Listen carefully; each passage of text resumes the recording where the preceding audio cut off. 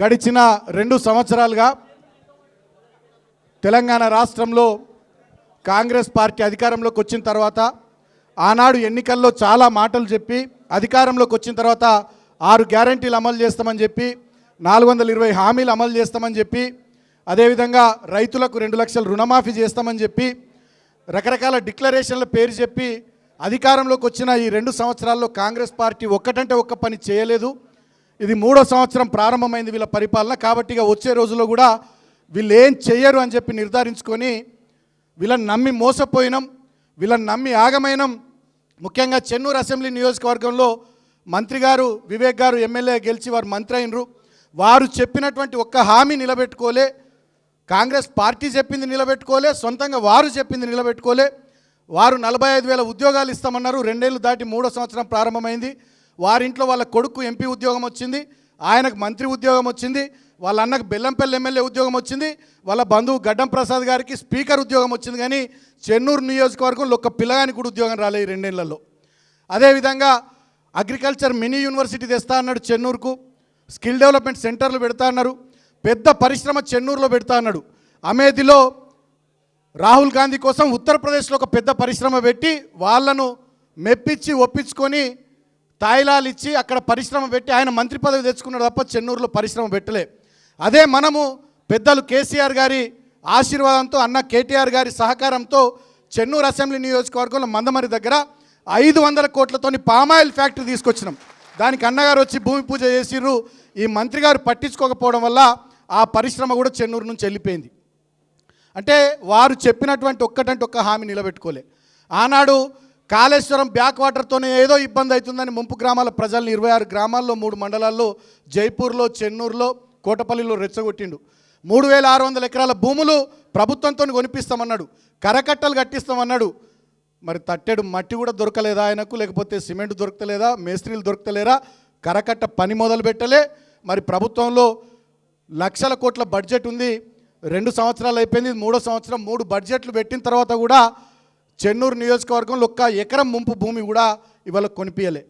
అంటే ఆనాడు నోటికి ఎంత వస్తుందా ఏది పడుతుంది ఓట్ల కోసం రేవంత్ రెడ్డి గారు, బట్టి విక్రమార్క గారు, రాష్ట్ర అగ్రనాయకత్వం ఎట్లా చెప్పారో చెన్నూరు నియోజకవర్గంలో వివేక్ గారు కూడా అట్లనే చెప్పి ఓట్లు వేయించుకున్నారు. ఆ కాంగ్రెస్ గాల్పులో గెలిచి బయటపడ్డారు. ఒడ్డెక్కేదాకా ఓడమల్లన్న, ఒడ్డెక్కినాక బోడమల్లన్న అన్నట్టుగా వ్యవహారం చేసిరు తప్ప ఇవాళ నియోజకవర్గంలో ఏం చేయలే. ముఖ్యంగా చెన్నూరు నియోజకవర్గంలో నేను ఒక 2 నిమిషాలు చెప్పి అన్నగారికి ఇస్తాను, సిరిసిల్ల వెళ్ళాలి కాబట్టి. ఆనాడు పెద్దలు కేసీఆర్ గారి ఆశీర్వాదంతో మనం చాలా పనులు చేసుకున్నాం. 1,00,000 ఎకరాలకు నీళ్ళు ఇచ్చే చెన్నూరు ఎత్తిపోతల పథకం, 365 చెరువుల్ని లింక్ చేస్తూ 3 లిఫ్టుల ద్వారా 1,00,000 ఎకరాలకు నీళ్ళు ఇచ్చే చెన్నూరు ఎత్తిపోతల పథకం 1,630 కోట్లతోని కేసీఆర్ గారు శంకుస్థాపన చేసిర్రు. ఇవాళ మనకెక్కడ పేరు వస్తుందని చెప్పి ఇవాళ ఆ ప్రాజెక్టును పక్కకు పెట్టారు, కేసీఆర్ గారికి మనకు పేరు రావద్దని. అదేవిధంగా ఆనాడు చెన్నూరును కేసీఆర్ గారు రెవెన్యూ డివిజన్గా జీవో ఇచ్చిర్రు. ప్రాసెస్ స్టార్ట్ అయింది, దాన్ని మళ్ళీ మనకెక్కడ పేరు వస్తుందని దాన్ని పక్కకు పెట్టిరు. కేసీఆర్ గారు ఆనాడు 4,35,00,000తో చెన్నూరుకు బస్ డిపో ఇచ్చిర్రు. మారుమూల ఏరియా అటు ఛత్తీస్గఢ్ కానీ మహారాష్ట్ర కానీ చుట్టుపక్కల ప్రాంతాలకు బస్ సర్వీసులు ఉండాలి, ప్రజలకు రవాణా సౌకర్యం మంచిగా ఉండాలని బస్ డిపో ఇస్తే మనకు పేరు వస్తుందని చెప్పి దాన్ని పక్కకు పెట్టిరు. కేసీఆర్ గారు దాదాపు 10 కోట్లతో 50 పడకల ఆసుపత్రి చెన్నూరు పట్టణానికి ఇచ్చిర్రు, నియోజకవర్గ కేంద్రమని. దాన్ని పూర్తి చేసుకున్నాం. 32 కోట్లతోని సార్ను మనం రిక్వెస్ట్ చేస్తే 100 పడకల ఆసుపత్రి ఇచ్చిండు. మనం ఉన్నప్పుడు పనులు ప్రారంభమైన ఇవాళ మనకు పేరు వస్తుందని చెప్పి 100 పడకల ఆసుపత్రి పనులు కూడా ఈ మంత్రి గారు ఆపేసారు. 5 కోట్లతో కేసీఆర్ గారు స్కిల్ డెవలప్మెంట్ సెంటర్ ఇచ్చారు మనకు, దాన్ని ఆపేసారు. మహిళా భవన్ కట్టినాం, అది ఇంకా ఇనాగ్రేట్ చేయలే. కేసీఆర్ గారు 7.5 కోట్లతోని integrated veg and non veg market Chennur పట్టణానికి ఇచ్చారు. దాన్ని 95% పనులు మనం పూర్తి చేసినాం, 5% పూర్తి చేయాలి. అది కూడా ఆయన చేయకుండా మీద ఏదో మెరుగులు దిద్ది మొన్న వ్యాపారస్తులను పంపిస్తే వాళ్ళు ఒక్కరోజే అమ్ముకున్నారు, తెల్లారి నుంచి మళ్ళీ వెళ్ళిపోయి గాంధీ చౌక్లో అమ్ముకునేటటువంటి దుస్థితి వచ్చింది. అదేవిధంగా మందమరి పట్టణంలో క్యాతన్పల్లి మున్సిపాలిటీలో కూడా ఇటువంటి integrated veg and non veg మార్కెట్లు ఆపేసిండు ఆయన, పార్కులు ఆపేసిర్రు. అదేవిధంగా మహిళా భవనాలు, కేసీఆర్ గారు ఇచ్చిన మహిళా భవనాలు ఆపేసిర్రు, గ్రంథాలయాల పనులు ఆపేసిర్రు. కేటీఆర్ గారు పెద్దలు మనకు ఆనాడు 28 కోట్ల టీవీఎఫ్ఐడిసి నిధులు ఇచ్చిండు చెన్నూరు పట్టణానికి, ఆ జీవోను కూడా పక్కకు పెట్టిర్రు. తర్వాత కేసీఆర్ గారు 3 మున్సిపాలిటీలకు స్పెషల్ డెవలప్మెంట్ ఫండ్ నుంచి 25 కోట్ల చొప్పున మందమర్రి, క్యాతన్పల్లి, చెన్నూరు పట్టణాలకు నిధులు ఇచ్చిండ్రు, వాటిని పక్కకు పెట్టిర్రు. అంటే ఇవాళ ఒక్కటంటే ఒక్క పని జరుగుతలే. ఈ 2 సంవత్సరాల కాలంలో కుందారంలో మనం కట్టిన ఆసుపత్రికి పోయి ఆయన రిబ్బన్ కత్తిరించిండు. మందమరిలో కేతన్పల్లిలో మనం కట్టినటువంటి రైల్వే ఓవర్ బ్రిడ్జ్లకు పోయి రిబ్బన్లు కత్తిరించిండు. మనం తెచ్చిన డిఎంఎఫ్టీ నిధులు, మనం తెచ్చిన వివిధ శాఖల పరిధిలోని నిధులను వర్క్స్ మాడిఫై చేసి ఇవాళ కొబ్బరికాయలు కొడతా ఉండు మున్సిపల్ ఎన్నికలు వచ్చినాయి అని తప్ప ఒక్కటంటే ఒకటి ఇలా ప్రభుత్వం వచ్చినాక సొంతంగా కాంగ్రెస్ ప్రభుత్వం ఆధ్వర్యంలో మంత్రి గారు కానీ ఈ ప్రభుత్వం కానీ ₹1 చెన్నూరు నియోజకవర్గానికి కానీ పట్టణానికి కానీ ఇచ్చింది లేదు. ఇట్లా చెప్పుకుంటూ పోతే చాలా ఉన్నాయి. అస్నాదును కేసీఆర్ గారు మండలం చేసిర్రు.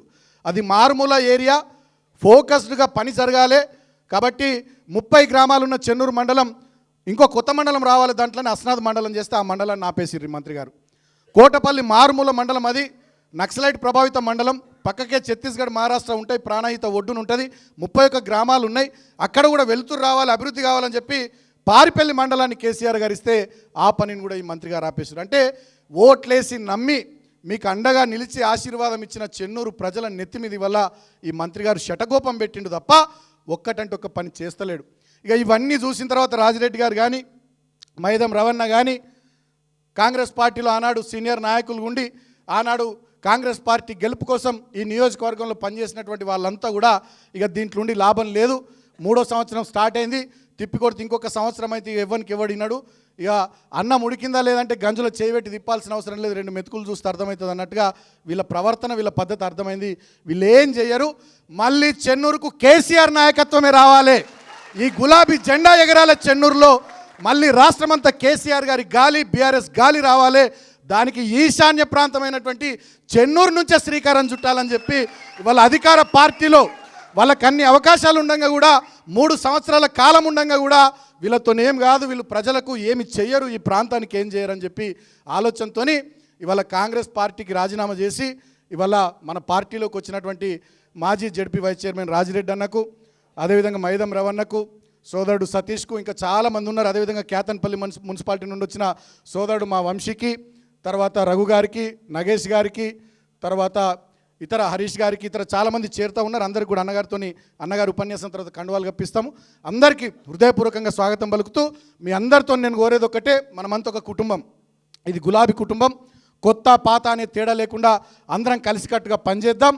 కేసీఆర్ గారికి మళ్ళీ 10 సంవత్సరాల వారి పరిపాలనలో చెన్నూరు నియోజకవర్గం గతంలో బోడ జనార్దన్ హయాంలో కానీ, వినోద్ గారి హయాంలో కానీ, కోదాటి రాయమల్ గారి హయాంలో కానీ, సి నారాయణ గారి హయాంలో కానీ, వెంకటస్వామి గారి హయాంలో కానీ, ఈ వివేక్ హయాంలో కానీ జరగనటువంటి పనులు గత 10 ఏళ్లలో కేసీఆర్ గారి నాయకత్వంలో వారు జరిపించిర్రు.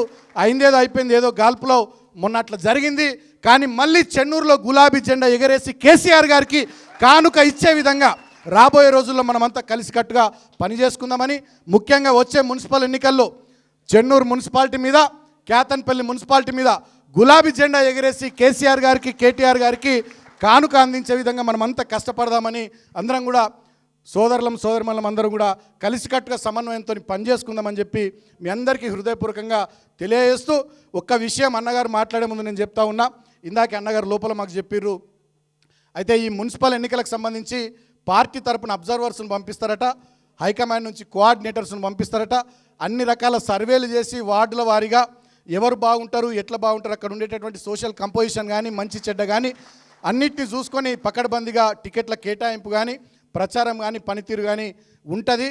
సో మొత్తానికి మీకు ఇడిసబెట్టేది ఏమి ఉండదు, మా పైనుంచి మాది కూడా ఉంటుందని చెప్పి అన్నగారు ఇందాకనే వారు చెప్పినారు.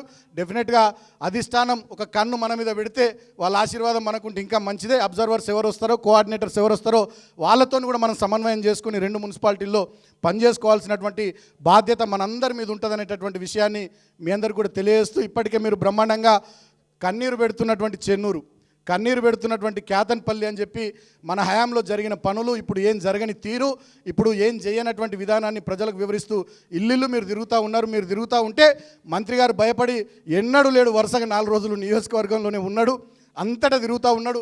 ఆయన ఎక్కడికి పోతే అక్కడ అడ్డుకుంటున్నారు, నిలదీస్తూ ఉన్నారు. మా 2500 ఏవి, మా 4000 ఏవి, మా స్కూటీలు ఏవి, మా తులం బంగారం ఏది, నువ్వు చెప్పిన నౌకర్లు ఏవి అని ప్రజలంతా నిలదీస్తూ ఉన్నారు. ఆయన కూడా ఫ్రస్ట్రేషన్లో పోయి గవర్నమెంట్ నడకపోండి అని చెప్పి మాట్లాడుతూ ఉన్నాడు.